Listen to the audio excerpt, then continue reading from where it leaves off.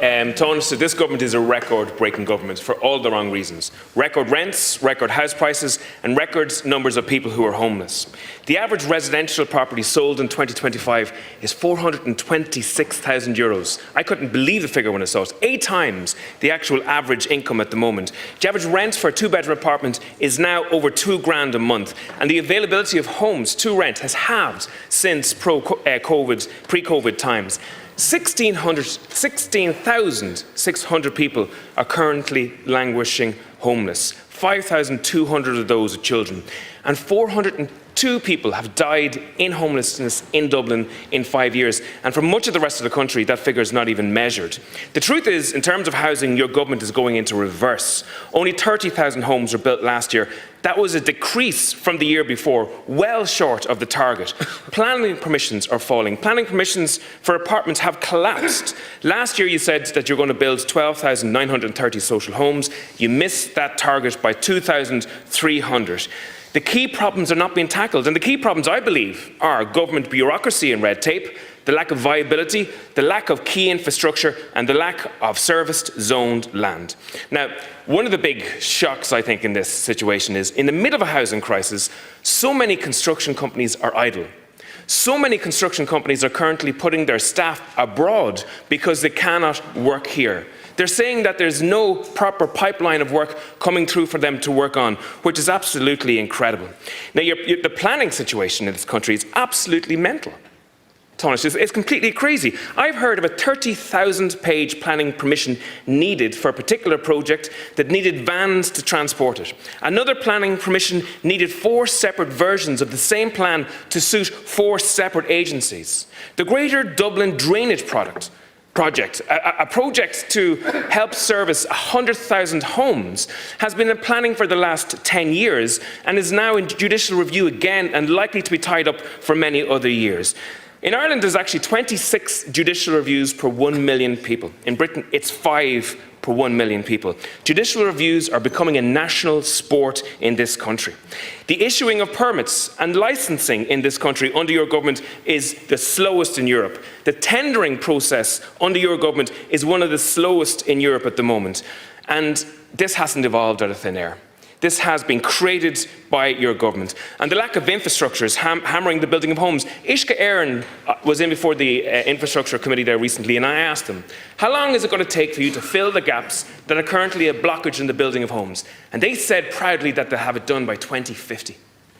That's an incredible situation. Uisce Éireann can hardly keep the water in the taps in County Meath at the moment of the houses that are built, and yet thousands of homes are waiting to be built in my county at the moment. There's a lack of electricity, water, roads, and it's all your responsibility. And to be honest, I have a different view from the other opposition parties here. But in this particular plan that you have, it's a tweaker's charter. It's a little bit here, a little bit there, a grant here and a grant there. It does not have the ambition that's needed to fix this problem. When will you deliver the radical change that's needed? Well, thanks very much, Deputy Tóibín. As often the case, I agree with you on some things and disagree with you on others. So let me try to take through that. Yes, rents are very high in this country, and they're too high, and that's why we've taken a number of measures to try and increase supply. Because I do believe when you increase supply, that there's a demand and supply effect when it comes to housing. I also, though, believe that you need to do other things in the here and now. That's why we've taken the decision, and we took it in the budget, to extend the rent tax credit for the next number of years. It's also why we rolled out the rent pressure zone nationwide. When this government came to office in January, there were parts of this country not covered by the rent pressure zone. Donegal comes to mind. We fixed that as well. I don't think many people thought this government was going to do that. That was a decision that we took. You reference a variety of statistics. I'm not disputing them, but of course, lies and statistics. You pick some areas of challenge in relation to statistics. You reference planning permissions and the likes. I can also reference the fact that we are seeing completions up, and that we did see a huge amount of commencements happen when we made the changes in relation to development levies. Our job now is to work with industry to make sure that they're converted into actual homes for people to live in. We are seeing first-time buyers up as well. You'll accept that as a statement of fact. Yes, the cost of a home is very expensive, but we have seen the highest number of first-time buyers this year since any time since 2007. I agree with you in relation to the planning issue. Again, I point to some reforms that we've brought in that are bearing fruit. So if we were having a debate in this House not that long ago, we would have been talking about huge backlogs in on Bord Planola, as it was then. I think we're seeing real progress with Commission Planola, real progress in decision times, real progress in reduction of wait times. I'm hearing that, you must be hearing that. I'm not saying it's there, but it's much, much better. It's much, much better than it was. And we will need to, and I'm putting this House very clearly on notice, that this government will intend to bring forward legislation in terms of the delivery of critical infrastructure in an emergency manner. Now, we've done that before. I want to remind people at home. We did it in relation to Brexit for port infrastructure. We did it, I think, at Rosslare. I think we did it at Dublin Port.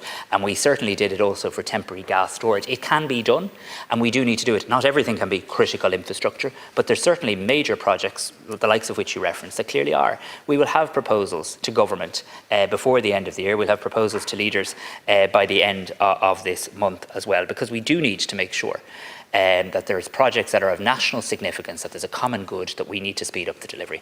I have very significant concerns about the use of judicial reviews and environmental law in relation to, environmental law being used to actually slow down the delivery of wastewater treatment plants. I can't understand that in my head. Wastewater treatment plants improve our environment. So I think both Europe and Ireland, there's an over-regulation now. We need to make sure there's not a brass plating or a gold plating of regulation in this country. And we need to make sure people can't have an each-way bet with a judicial review as well. And you can expect changes from government in relation to that. On Uisce Éireann, I think Uisce Éireann have made progress. They ran a very successful public relations campaign looking for very significant additional funding. I've said this directly to them. We provided that funding. We provided it on the proviso that there'd be a linkage between that funding and housing supply. But also, Uisce Éireann can't just be the answer to everything. Uisce Éireann has to empower developers for small or reasonably small developments in rural and regional Ireland to be allowed to put in the infrastructure once it's to the Uisce Éireann standard. That's now been agreed, and that will be in place by February. Deputy Tóibín. It is quite incredible that if a farmer is building a slatted shed in Cavan, that a person in Cork can put in an objection in relation to it, and we have a bill that would bring that to an end. The issue of serviced land and zoned land is a massive issue as well that's been ignored, I believe, over the last while. And the government talks about an audit of that serviced land in this. Isn't it quite incredible? Now, you have to say this is startling, that the government does not know how much zoned land there is in the country and how much serviced zoned land that exists in this state at the moment. And that actually the minister is saying there's not enough, and yet we have people at the head of county councils and local authorities saying that they have enough. It is outstanding that we have a housing crisis for 15 years and there's no agreement as to where this zoned land is. And there's actually serviced land that's not zoned residential. That's the low-hanging fruit in terms of building houses quickly, and yet the government still does not know what that's in. Just in terms of taxes, it is incredible. €3 billion worth of VAT was taken in terms of the construction of houses last year. €3 billion. The price of a normal house at the moment, €50,000 of it, is actually VAT and other service charges. You reduced VAT in terms of the issue of apartments. Why did you not do it in terms of houses? There is a viability crisis happening at the moment, and we have to make those houses viable. Thank you, Deputy. Why is it the state that so many builders are sitting at home, sitting on their hands, not able to build in the middle of a housing crisis? I'm only smiling because you're the first voice from the opposition that has actually suggested. No, and I really appreciate that, because this united opposition thing gets presented a lot, but there are different voices in the opposition too, and there are different perspectives too. But you are the first member of the opposition who's critiqued the government for not going further with our VAT reduction measure. The rest of them have slated us for doing anything at all in relation to it too. So that is a point of difference, and when you're in government, you're trying to get these balances correct. We made a decision that the acute viability issue was around apartments. We also had to make a balanced decision in relation to the composition of the overall package in terms of what was available in relation to tax, and we continue obviously to monitor that. But we are encouraged by what we're seeing in relation to what the industry is saying, and I don't mean saying to government, said to the Oireachtas Housing Committee in recent weeks as well. On the issue of service and zoned land, the residential zoned land tax, which hasn't been without challenge, farmers and others, and we're working our way through those issues, as Mr Hayden knows, but we have seen a very significant increase in transactions.